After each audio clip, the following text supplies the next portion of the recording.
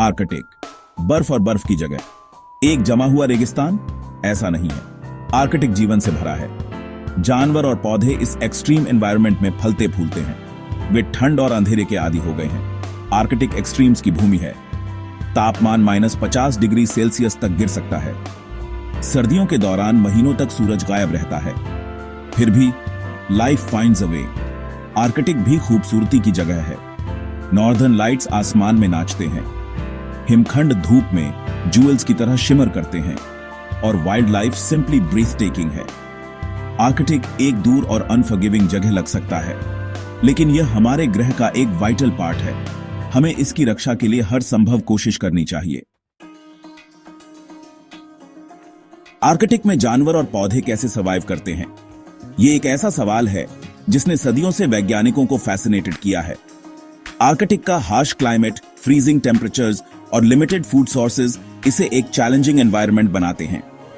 वैज्ञानिकों ने वर्षों तक इस एनवायरनमेंट में जानवरों और पौधों के एडेप्टेशंस को स्टडी किया है। उन्होंने पाया कि आर्कटिक के जीवों ने कई अनोखे तरीके अपनाए हैं ताकि वे इस हार्श एनवायरनमेंट में सर्वाइव कर सकें। इसका जवाब एडेप्टेशन में है। एडेप्टेशन एक स्लो प्रोसेस है जिसमें स्पीशीज समय के साथ अपने एनवायरनमेंट के अनुसार बदलती है। कई आर्कटिक जानवरों जैसे पोलर बेयर के थिक फर कोट्स होते हैं। यह फर कोट उन्हें एक्सट्रीम कोल्ड से बचाने में मदद करता है। यह उन्हें ठंड से इंसुलेट करने में मदद करता है। इसके अलावा पोलर बियर्स के पास एक और सीक्रेट वेपन है। उनकी त्वचा के नीचे ब्लबर की एक परत भी होती है। यह ब्लबर न केवल उन्हें ठंड से बचाता है बल्कि एनर्जी रिजर्व्स के रूप में भी काम करता है। यह एक्स्ट्रा इंसुलेशन और एनर्जी रिजर्व्स प्रदान करता है। ब्लबर की यह परत उन्हें लंबे समय तक बिना खाए भी सर्वाइव करने में मदद करती है। कुछ जानवर जैसे आर्कटिक फॉक्स मौसम के साथ रंग बदलते हैं। यह एडेप्टेशन उन्हें प्रेडेटर से बचने में मदद करता है। सर्दियों में वे बर्फ में ब्लेंड होने के लिए सफेद हो जाते हैं। गर्मियों में उनका रंग बदलकर भूरा हो जाता है, जिससे वे टंड्रा के एनवायरनमेंट में ब्लेंड हो जाते हैं। इससे उन्हें शिकारियों से बचने और अपने शिकार पर चुपके से जाने में मदद मिलती है। ये कैमोफ्लाज टेक्निक उन्हें हंटिंग में भी मदद करती है।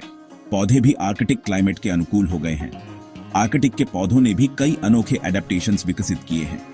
कई जमीन के करीब उगते हैं। यह उन्हें हार्श विंड्स और एक्सट्रीम कोल्ड से बचाने में मदद करता है। यह उन्हें हवा और ठंड से बचाने में मदद करता है। इसके अलावा आर्कटिक के पौधे छोटे और घने होते हैं, जिससे वे गर्मी को रिटेन कर सकते हैं। कुछ पौधे जैसे आर्कटिक विलो बर्फ के नीचे भी उगते हैं। यह उन्हें हार्शेस्ट कंडीशंस में भी सर्वाइव करने में मदद करता है। आर्कटिक के जीवों और पौधों की यह एडेप्टेशंस उन्हें इस हार्श एनवायरनमेंट में थ्राइव करने में मदद करती है। कोई भी जानवर आर्कटिक का प्रतीक पोलर बेयर जैसा नहीं है। यह विशाल और शक्तिशाली प्राणी जो बर्फीले परिदृश्य में राज करता है, अपनी अनूठी विशेषताओं के कारण जाना जाता है। यह राजसी प्राणी बर्फ पर जीवन के लिए पूरी तरह से अडेप्टेड है। उनकी मोटी फर और वसा की परतें उन्हें कठोर ठंड से बचाती हैं और उनके सफेद रंग उन्हें बर्फ में छिपने में मदद करते हैं। ध्रुवीय भालू शक्तिशाली तैराक होते हैं। वे लंबी दूरी तक तैर सकते हैं और उनके मजबूत पंजे उन्हें बर्फीले पानी में आसानी से नेविगेट करने में मदद करते हैं। उनके वेब्ड फीट होते हैं जो पैडल्स की तरह काम करते हैं। यह उन्हें पानी में अधिक गति और स्थिरता प्रदान करता है और वे आश्चर्यजनक समय तक अपनी सांस रोक सकते हैं। यह क्षमता उन्हें शिकार के दौरान पानी के नीचे लंबे समय तक रहने में मदद करती है। जमीन पर ध्रुवीय भालू समान रूप से प्रभावशाली होते हैं। उनके मजबूत पंजे और शक्तिशाली मांसपेशियां उन्हें कठिन और पथरीले इलाकों में भी आसानी से चलने में सक्षम बनाती हैं। उनके पास गंध की गहरी समझ होती है। वे मीलों दूर से भी शिकार की गंध को पहचान सकते हैं, जो उन्हें भोजन खोजने में मदद करता है। इससे उन्हें सील्स, जो उनका पसंदीदा शिकार है, का पता लगाने में मदद मिलती है। वे बर्फ में छेद के पास धैर्यपूर्वक इंतजार करते हैं जब तक कि सील सांस लेने के लिए बाहर नहीं आती, और वे आश्चर्यजनक रूप से तेज धावक हैं। वे बर्फ और बर्फीले इलाकों में तेजी से दौड़ सकते हैं, जो उन्हें शिकार पकड़ने में मदद करता है। दुख की बात है कि ध्रुवीय भालू क्लाइमेट चेंज से खतरे में है। जैसे जैसे आर्कटिक की बर्फ पिघलती है, उनके जीवन और शिकार के लिए आवश्यक बर्फीले क्षेत्र सिकुड़ते जा रहे हैं। जैसे जैसे बर्फ पिघलती है, वे अपने शिकार के मैदान खो रहे हैं। यह उनके अस्तित्व के लिए एक गंभीर खतरा है, क्योंकि वे भोजन की कमी और आवाज के नुकसान का सामना कर रहे हैं। हमें इन मैग्निफिसेंट क्रीचर्स की रक्षा के लिए अभी कार्य करना चाहिए। संरक्षण प्रयासों और जलवायु परिवर्तन के खिलाफ लड़ाई में शामिल होकर हम ध्रुवीय भालुओं के भविष्य को सुरक्षित कर सकते हैं। आर्कटिक महासागर एक बंजर भूमि की तरह लग सकता है, लेकिन बर्फ के नीचे अजूबों की दुनिया है। इस ठंडे अंधेरे वातावरण में जीवन की एक समृद्ध विविधता फलती फूलती है। मछली, क्रस्टेशंस और यहां तक कि जेलीफिश भी हैं। बर्फ के नीचे पाए जाने वाले सबसे आकर्षक जीवों में से एक नारवाल है। इस मायावी व्हेल का एक लंबा स्पाइरल टस्क होता है। वैज्ञानिकों का मानना है कि यह अपने टस्क का उपयोग साथी को आकर्षित करने और शिकार को स्टन करने के लिए करता है। आर्कटिक महासागर कई तरह के प्रवाल भित्तियों का भी घर है। ये चट्टानें कई समुद्री जीवों के लिए एक महत्वपूर्ण आवास प्रदान करती हैं। वे आर्कटिक में जीवन के रेजिलियंस का प्रमाण हैं। सेक्शन 5, आधी रात का सूरज और लंबी रात। आर्कटिक में दिन के उजाले में एक्सट्रीम वेरिएशंस का अनुभव होता है। गर्मियों में सूरज कभी नहीं डूबता। इसे मिडनाइट सन के रूप में जाना जाता है। इस समय के दौरान आर्कटिक गतिविधि के साथ जीवंत हो उठता है। पौधे तेजी से बढ़ते हैं। जानवर 24 घंटे दिन के उजाले का फायदा उठाकर शिकार करते हैं और अपने बच्चों का पालन पोषण करते हैं। सर्दियों में इसके विपरीत होता है। सूरज महीनों तक क्षितिज के नीचे गायब रहता है। यह पोलर नाइट है। अंधेरे के बावजूद आर्कटिक में जीवन जारी है।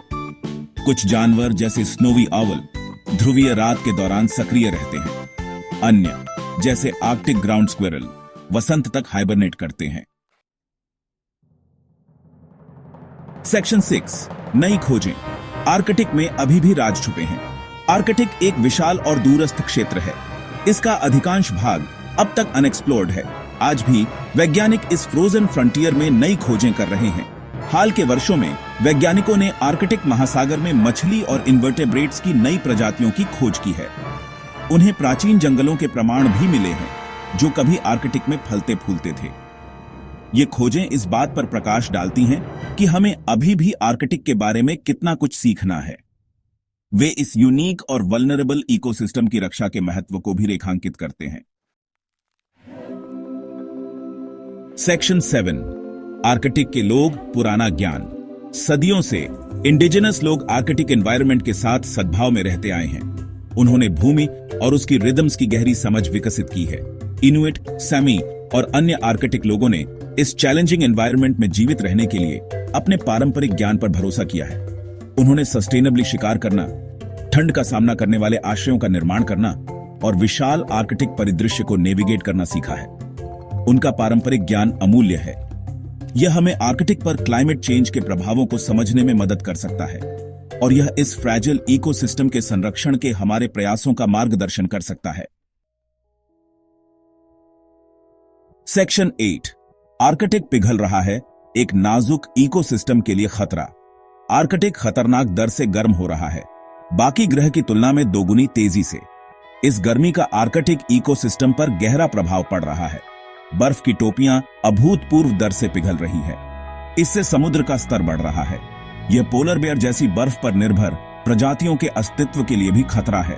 पिघलती पर्माफ्रॉस्ट एक शक्तिशाली ग्रीन हाउस गैस मीथेन को वातावरण में छोड़ रही है। यह क्लाइमेट चेंज को और तेज कर रहा है। आर्कटिक एक नाजुक इकोसिस्टम है। यह बाकी ग्रह से जटिल रूप से जुड़ा हुआ है। आर्कटिक में जो होता है वह हम सभी को प्रभावित करता है। सेक्शन 9, आर्कटिक की रक्षा, एक साझा जिम्मेदारी। आर्कटिक अभूतपूर्व चुनौतियों का सामना कर रहा है। जलवायु परिवर्तन के कारण बर्फ तेजी से पिघल रही है, जिससे न केवल वन्यजीवों का जीवन खतरे में है, बल्कि वैश्विक समुद्र स्तर भी बढ़ रहा है। लेकिन अभी भी उम्मीद है। हम सामूहिक प्रयासों के माध्यम से इस संकट का सामना कर सकते हैं और एक स्थायी भविष्य की दिशा में कदम बढ़ा सकते हैं। हम अभी भी अपने ग्रह के इस महत्वपूर्ण हिस्से की रक्षा के लिए कार्य कर सकते हैं। छोटे छोटे कदम जैसे पेड़ लगाना और समुद्र तटों की सफाई बड़े बदलाव ला सकते हैं। हमें अपने ग्रीन हाउस गैस इमिशंस को कम करने की आवश्यकता है। यह न केवल आर्कटिक के लिए बल्कि पूरे ग्रह के लिए महत्वपूर्ण है।